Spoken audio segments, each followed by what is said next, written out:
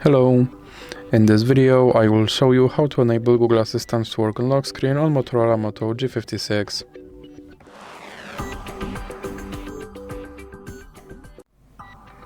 So you have to start by opening your Google application, then click on your avatar and now go to settings, then click on Google Assistant and click on Voice Match.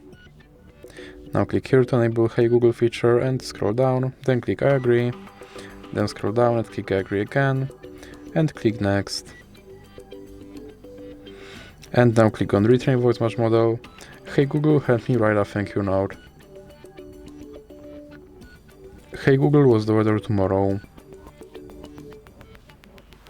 Okay Google, explain how a rainbow is formed. Okay Google, set a timer for 5 minutes.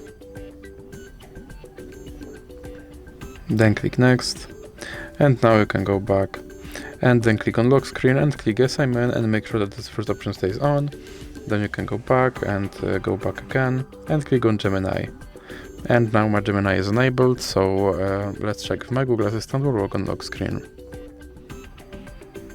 Okay Google.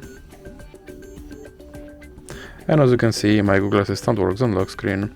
So that's it for this video. If you liked it, please remember to leave a like and subscribe.